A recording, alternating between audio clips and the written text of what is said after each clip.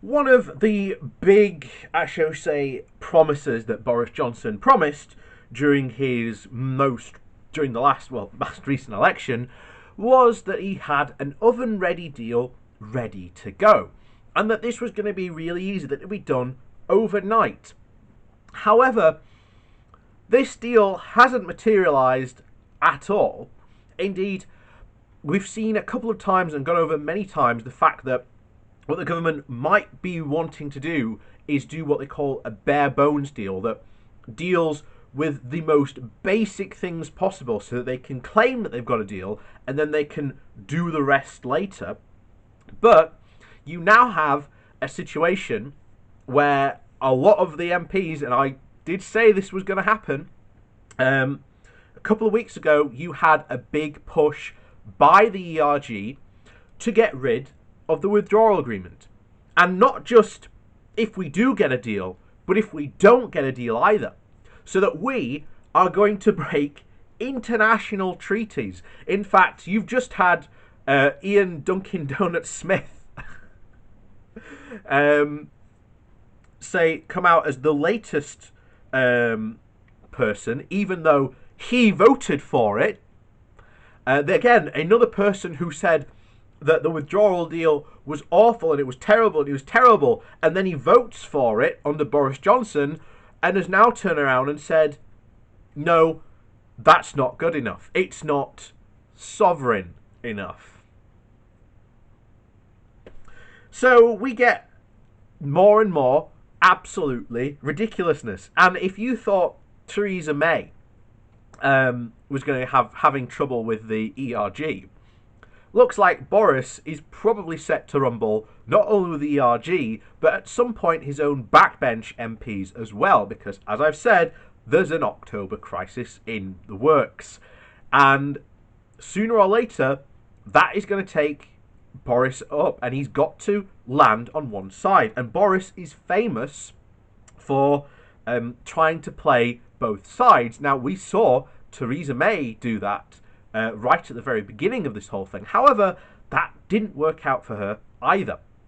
And because, again, Boris, shall we say, rammed through the withdrawal agreement, indeed, all the Conservative MPs who want to scrutinise and analyse his deal were all gotten rid of the party. MPs who were thinking responsible. What are going to be the consequences of this? Of course, they were quickly shuffled off.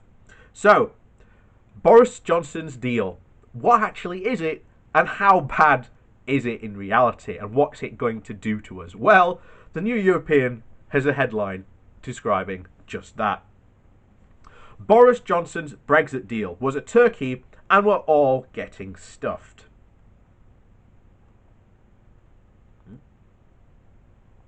Yet another piece of underhanded behaviour by the Brexit at any cost government has just slipped out. We will no longer have reciprocal medical cover in EU countries. Many millions of us who have European health insurance cards will not be able to use them after 2020. The free card covers medical aid across the EU in much the same way the NHS does here. Travel insurance will now need to include this basic healthcare cover, as well as emergencies, and premiums will inevitably cost us more. This is not just another example of Boris's oven-ready deal with the EU, it's a complete turkey, and it's British citizens who are getting stuffed.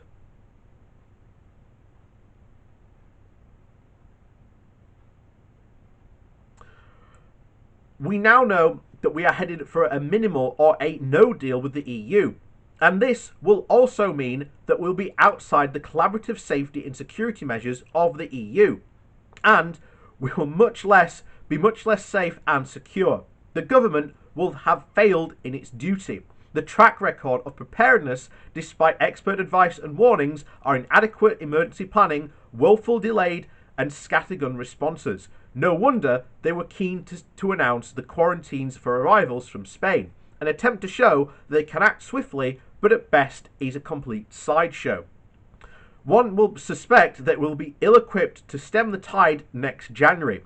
No doubt Johnson will move his throne to Kent, to the Kent beaches, and command the waters of insecurity and economic pain to recede. It was this very kind of you to print my letter in regarding potential problems in travelling in the EU. Post-Brexit, the government has also apparently prepared to offer Europeans a 180-day stay in the UK, but will not accept only 90-day spells for us to visit Europe. This being one of the few aspects of the government's negotiations where we may have to persuade them to change their mind. I should be grateful if you could draw your readers' attention to this campaign and coordinate letters to MPs to draw attention to this matter.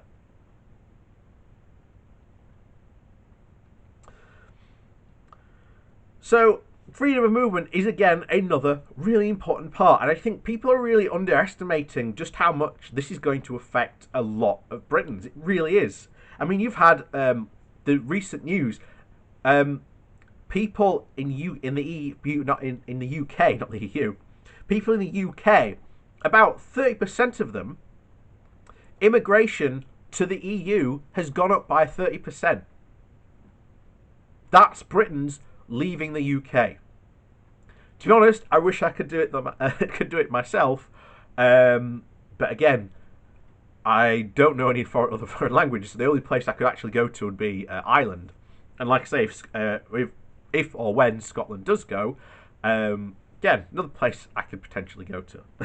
Who knows? Maybe I can finally use my Scottish heritage. Maybe they'll bring something similar like that in, like they do with the Irish passports. Maybe I could get a Scottish passport.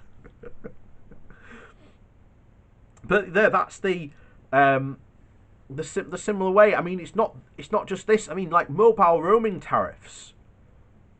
That's another big thing that people have completely forgotten about.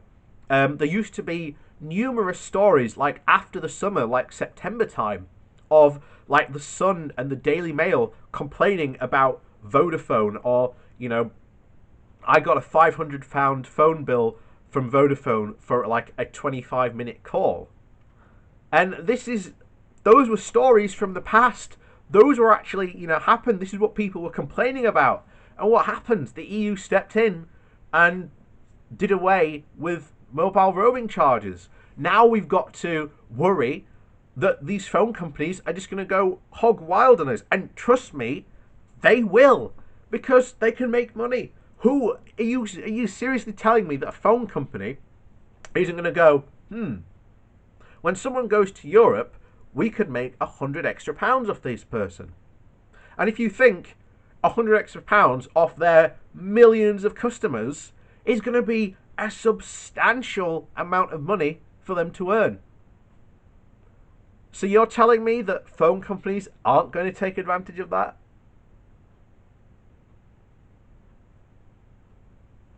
But there you go. That's our whole problem.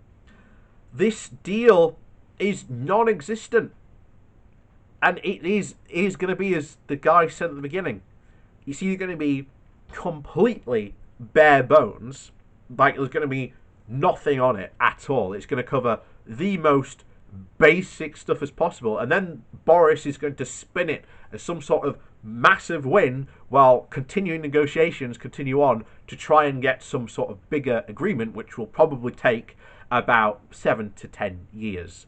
That's normally how trade deals long to take, and that's just to argue the negotiation points themselves. That's not including sometimes the implementation periods to actually do it, which can be maybe another 5 years on top of that.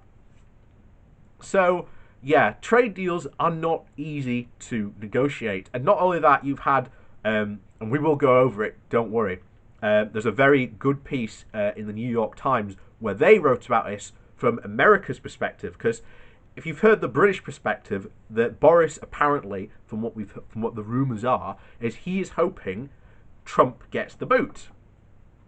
Because apparently he thinks he can get a better deal from Joe Biden. Remember, Joe Biden was in the Barack Obama administration, who echoed Obama's words of, you will be at the back of the queue for a trade deal. The guy who has a massive democratic Irish support will want to make sure that Ireland doesn't get the shaft. And numerous other things. And like I say, we will go over that because it is well worth reading. Thank you for watching, and we'll see you all soon.